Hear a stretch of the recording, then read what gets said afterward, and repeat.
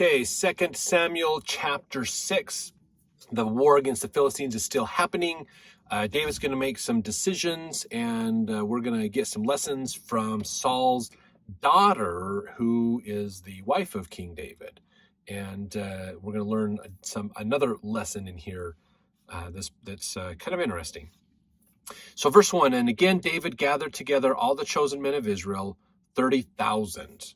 And David arose and went with all the people that were with him from the Baal of Judah to bring up from thence the ark of God, whose name is called by the name of the Lord of hosts, that dwelleth between the cherubims. So that's they went and they're getting the ark of the covenant. And realize Saul hasn't done anything with the ark of the covenant. He kind of gone away. He went away from the worship of God and kind of turned to just worshiping him as the king. He's the most important part of Israel's life.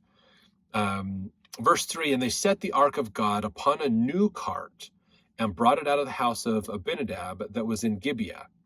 And Uzzah and Ahio, the sons of Abinadab, drave the new cart. So these two, they put the ark in a cart.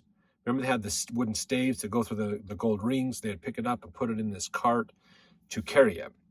Verse 4, and they brought it out of the house of Abinadab, which was at Gibeah, accompanying the ark of God, and Ahio went before the ark. And David and all the house of Israel played before the Lord on all manner of instruments made of fir wood, even on harps and on psalteries and on timbrels and on cornets and on cymbals. So they're singing songs to go along with the movement of the Ark of the Covenant, basically moving it from Abinadab's house up into Jerusalem. Verse 6, and when they came to Nachon's threshing floor, Uzzah put forth his hand to the ark of God and took hold of it, for the oxen shook it. Now, if this is a typical cart, there's one or two oxen in front, and the cart is behind them, rolling over the rough stones and rocks and trails and things. And apparently the oxen had shaken it, like maybe the oxen had stirred and moved. The ark had shifted because of that. And Uzzah was afraid possibly that the ark might fall out of the ark or have a problem. So he put forth his hand to stabilize the ark. Verse 7, and the anger of the Lord was kindled against Uzzah, and God smote him there for his error. And there he died by the ark of God. So it's a crazy story that we hear that just because he put his hand up to stabilize it, he would be killed. Now, sometimes we can look at this and say, well, why did God do that? That sounds almost petty. That, hey, don't steady my ark, don't help it, don't do a good thing and steady my ark. And so I'm going to take your life because you did that. This kind of gets back to that idea of laws and higher laws, because the laws that have been put in place were that the Levites deal with the ark, not anybody else. And so the Levites should be moving the ark and taking care of the ark. And even then, they're not allowed to touch it that much. They have to be really careful with it. So Uzzah to be killed, there's probably more to this story than we realize that we just don't have information on. So we can't definitively say what happened with this, what was going on, what even was going on in Uzzah's mind when he did this. But it seems like he tried to steady God's artifacts. Now, does God need Uzzah to steady it? No, not necessarily. I mean, technically, God could have just, steadied it himself. But sometimes he does want us to take care of things. But in this instance, Uzzah had violated those rules and lost his life because of it, basically. So sometimes there's the metaphor that is made out of this of when we try to steady the kingdom of God. When a human tries to steady the kingdom of God, thinking, oh, the kingdom's off, I've got to steady it. The prophet's gone bad, I've got to steady it. That's kind of the same thing of Uzzah that's going on. So that's a common metaphor that we learn from this story in the Old Testament. Verse 8, and David was displeased because the Lord had made a breach upon Uzzah, and he called the name of the place Perez Uzzah unto this day. And David was afraid of the Lord that day and said, how shall the ark of the Lord come to me? So the challenge is now they're going, okay, this happened. So obviously God's paying attention to the ark. Nobody else wants to touch it and move it, basically. So now Dave's going, how am I going to get this ark to Jerusalem? Verse 10, so David would not, verse 9, so David was afraid of the Lord that day and said, how shall the ark of the Lord come to me? So David would not remove the ark of the Lord unto him into the city of David, but David carried it aside into the house of Obed-Edom the Gittite. So they found somebody more local at that place and said, you hold on to it for a while. Verse 11, and the ark of the Lord continued in the house of Obed-Edom the Gittite 3 months, and the Lord blessed Obed-Edom and all his household. So Obed-Edom is like, oh, okay, I guess I'll take this. The king wants me to hold on to this artifact. Okay.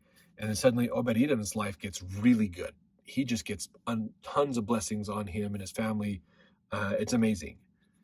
So verse 12, and it was told King David, saying, the Lord hath blessed the house of Obed-Edom and all that pertaineth unto him, because of the ark of God. So David went and brought up the ark of God from the house of Obed-Edom into the city of David with gladness. So once David realized, hey, Obed-Edom is getting blessed, like God is blessing him because he's housing the ark and taking care of it. So he's doing what you should do, but you didn't. You delegated it out.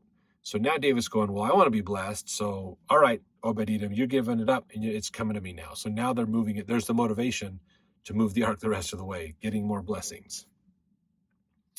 Verse 13, and it was so that when they that bare the ark of the Lord had gone 6 paces, he sacrificed oxen and fatlings. So just as they're getting started, David's making a sacrifice. He's praying. He's wanting this to be a good thing. Verse 14, and David danced before the Lord with all his might, and David was girded with a linen ephod. So that's, remember the ephod was part of the garment the priest would wear. So he has a linen clothing on. Verse 15, so David and all the house of Israel brought up the ark of the Lord with shouting and with the sound of the trumpet. So this is more the procession of playing music, singing songs, praises to God, hymns, those kinds of things, as they're bringing the ark in, basically. Verse 16, and as the ark of the Lord came into the city of David, Michal, Saul's daughter, looked through a window. Now it's interesting that they note Michal as Saul's daughter, not Michal, David's wife, because she's going to kind of channel her dad's philosophy for a little bit in here. So we're going to see her dad's perspective coming through. And saw King David leaping and dancing before the Lord, and she despised him in her heart. So she sees the great king dancing and praying and singing and doing things to give these oblations and recognition to God in the ark, as the ark is coming in, and she's like, that's not how a king is supposed to act. Again, perception makes a difference. Verse 17, and they brought the ark of the Lord and brought in the ark of the Lord and set it in his place in the midst of the tabernacle that David had pitched for it. So David had put up a tent in Jerusalem. They put the ark in it, basically, and David offered burnt offerings and peace offerings before the Lord. And as soon as David had made an end of offering burnt offerings and peace offerings, he blessed the people in the name of the Lord of hosts. And he dealt among all the people, even among the whole multitude of Israel, as well to the women as men, to every one a cake of bread and a good piece of flesh and a flagon of wine. So all the people departed, every one to his house. So he feeds the people, basically gives them food equally, men and women, not some men get it, but women won't get it. Things, it wasn't inequality. It was fully equal. Everyone got this. Verse 20, then David returned to bless his household, and Michal, the son of Saul, the daughter, of Saul, came out to meet David and said, how glorious was the king of Israel today, who uncovered himself today in the eyes of the handmaids of his servants, as one of the vain fellows shamelessly uncovereth himself.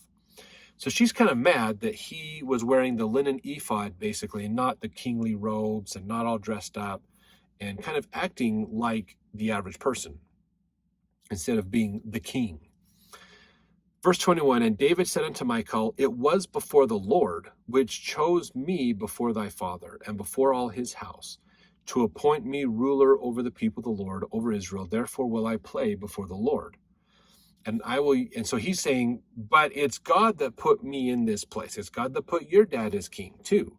I did this to show the Lord my faith in him and my reverence for him. I didn't do it to deal with the common people, to have the people see me dressed this way or these kinds of things. I didn't do it to be seen of men. I did it to be seen of God. That was a big difference that Saul had a problem with, is he wanted to be seen of men and he ignored God, unfortunately, and it cost him his kingdom and his life. Verse 22, and I will yet be more vile than thus, and I will be base in mine own sight. And of the maidservants which thou hast spoken of, them shall I be had in honor. Therefore, Michal, the daughter of Saul, had no children unto the day of her death. So she got offended, because again, she thinks kingship should be about the being seen of man, kind of following her philosophy of her dad to an extent there. And David's like, this is not what it's all about. That's not what it's all about at all. So he chose basically to not have any kids with her. So there's no progeny. There's no mixing of David and Saul's lines coming together, basically. There's a quote here I want to read from Kyle and Delitzsch's Bible commentary about this whole situation.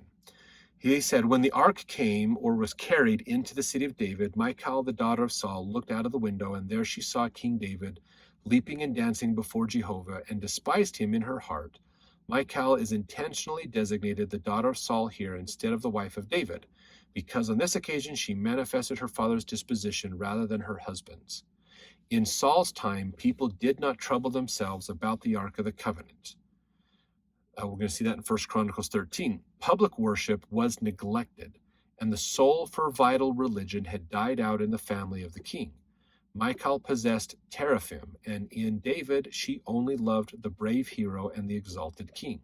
She therefore took offense at the humility with which the king, in his pious enthusiasm, placed himself on an equality with all the rest of the nation before the Lord. The proud daughter of Saul was offended at the fact that the king had let himself down on this occasion to the level of the people.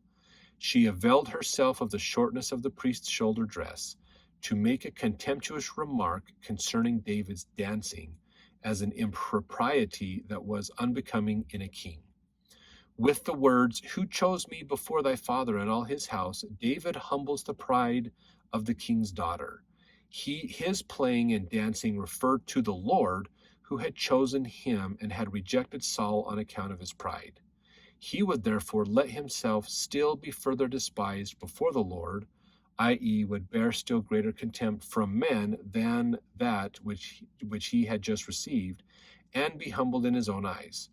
Then would he also with the maidens attain to honor before the Lord. For whoso humbleth himself, him will God exalt. So kind of go along that same lines of what's going on here, basically. But Michal basically dies childless eventually. And she is the wife of David, so she's royalty, but basically she's just kind of pushed to the side and left alone for the most part. So let's jump into chapter 7 to learn more about what's going on. Because the fight with the Philistines, this war is still happening, basically. And we've got to get this resolved. But one of the most important things that happens in David's life is about to happen, and it happens during the war of the Philistines. So let's get on to chapter 7 to read more.